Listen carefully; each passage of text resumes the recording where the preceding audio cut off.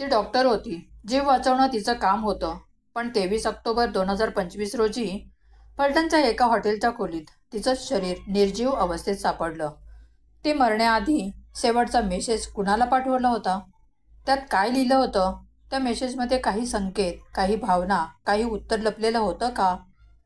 कधी कधी आपण ज्या लोकांवर मनापासून प्रेम करतो तेच आपल्या आयुष्याचा शेवट बनतात. फलटणच्या उपजिल्हा रुग्णालयात एक सकाळ शांत होती. रुग्णालयाच्या कॉरिडॉरमध्ये नर्स आणि रुग्णांची वर्दळ होती. पण त्या दिवशी हॉटेलच्या एका खोलीत एक डॉक्टर मात्र कायमची शांत झाली होती. दुसरी तिसरी कोणी नसून ती होती डॉक्टर संपदा मुंडे. तरुण, वय फक्त 30च्या आसपास, उत्साही, कामात स्वतःला मनापासून झोकून देणारी आणि रुग्णांशी नेहमी प्रेमाने आपुलकीने वागणारी. पण तिच्या त्या शांततेमागे एक भयंकर कहाणी लपलेली होती. डॉक्टर तरुणी काही महिन्यांपूर्वी फलटण उपजिल्हा रुग्णालयात वैद्यकीय अधिकारी म्हणून रुजू झाली होती. तिचं आयुष्य व्यवस्थित चाललं होतं. ती प्रशांत बनकर नावाच्या तरुणाच्या घराच्या वरच्या मजल्यावर भाड्याने राहत होती. प्रशांत एक सॉफ्टवेअर इंजिनियर, सुशिक्षित, शांत आणि आकर्षक व्यक्तिमत्व. पहिल्यांदा भेट झाली जेव्हा घर पाहायला डॉक्टर तरुणी गेली होती. त्या दिवसानंतर दोघांचे संवाद वाढले. कॉफी, चर्चा, मैत्री आणि हळूहळू ती मैत्री प्रेमात बदलली. त्या नात्यात ऊब होती, काळजी होती आणि एकमेकांवर विश्वास होता. परंतु प्रत्येक नात्याची एक मर्यादा असते. जेव्हा प्रेम अति होतं तेव्हा त्यात स्वामित्वाची भावना डोकावत जाते. काही महिन्यांपर्यंत सर्व काही सुरळीत चाललं होतं. पण नंतर हळूहळू दोघांमध्ये वाद सुरू झाले. डॉक्टर तरुणी जास्त भावनिक बनत गेली आणि प्रशांत मात्र दूर जाऊ लागला. पोलीस तपासात समोर आलं की दोघांमध्ये अनेक वेळा फोन कॉल्स आणि मेसेजची देवाणघेवाण होत होती. 100पेक्षा जास्त कॉल्स एका महिन्यात. हे आकडे काही साधे नव्हते. डॉक्टर तरुणीला सतत प्रशांतकडून प्रतिसाद हवा होता. ती त्याच्यावर जास्त अवलंबून होत गेली आणि जेव्हा तो तिच्याशी बोलणं कमी करू लागला तेव्हा तिच्यात बेचैनी वाढू लागली. डॉक्टर तरुणी प्रशांतबद्दल अत्यंत पजेसिव्ह झाली होती. प्रशांतने दूर राहायचं ठरवलं तेव्हा ती अस्वस्थ झाली. प्रशांत बनकरला डेंग्यू झाला, तो आजारी पडला तेव्हा सर्व जुनं विसरून डॉक्टर तरुणी पुन्हा त्याच्या जवळ आली. ती त्याची काळजी घेत होती आणि तासनतास त्याच्याशी बोलत होती. त्या काही दिवसांनी दोघांना वाटलं कदाचित सगळं पुन्हा पूर्वीसारखं होईल. पण नाही. डेंग्यू गेला आणि त्यांच्यातील भावना कमी झाल्या. प्रशांतचं वागणं पुन्हा बदललं. तो तिच्या कॉल्सकडे दुर्लक्ष करू लागला. रात्री उशिरा येणारे मेसेज त्याने वाचलेच नाहीत आणि उत्तरही दिलं नाही. प्रशांत पुण्यात कामासाठी गेला होता. त्या काळातही दोघांचा संवाद सुरू होता. डॉक्टर तरुणीने त्याला एक दिवस स्पष्ट विचारलं, आपण लग्न करूया का? पण प्रशांतचं उत्तर थंडच होतं. मला तुझ्याबद्दल काही फिलिंग्स नाहीत. ती वाक्य तिच्या मनात चिरून गेली.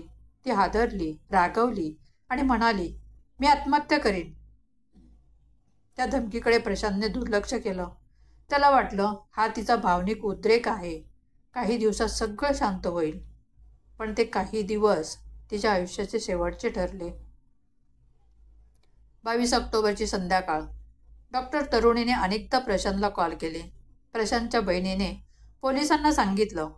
त्या दिवशी तिने वारंवार कॉल केले पण प्रशांतने फोन उचलला नाही. रात्र झाली. तिने शेवटचा मेसेज पाठवला पण प्रतिसाद आला नाही. सकाळी जेव्हा नर्सने हॉटेलच्या रूमचा दरवाजा ठोठवला तेव्हा आतून काहीच प्रतिसाद आला नाही.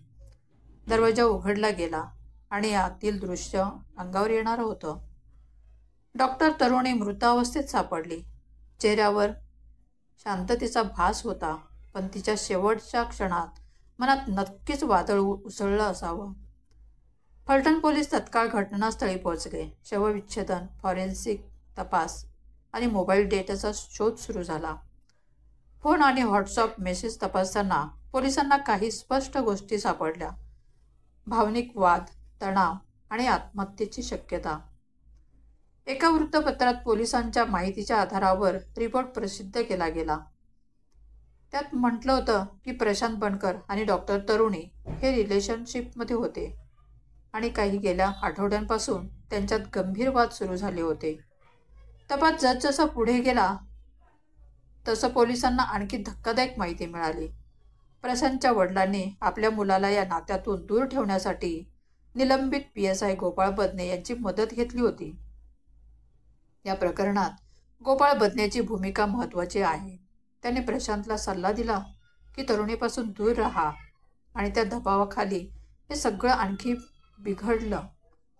या प्रकरणात आतापर्यंत 2 जणांना अटक झाली आहे, प्रशांत बनकर आणि निलंबित PSI गोपाळ बदने. डॉक्टर तरुणीचे आयुष्य, तिचं प्रेम आणि तिचा शेवट हे फक्त वैयक्तिक दुःख नाही तर समाजासाठी एक आरसा आहे. आपण एखाद्या नात्यात असतो पण त्या नात्याचा शेवट स्वीकारणं किती कठीण असतं हे ती दाखवून गेली. मानसिक आरोग्य, भावनिक ताण आणि संवादाचं महत्त्व ही गोष्ट प्रत्येक तरुणीने लक्षात ठेवावी लागेल.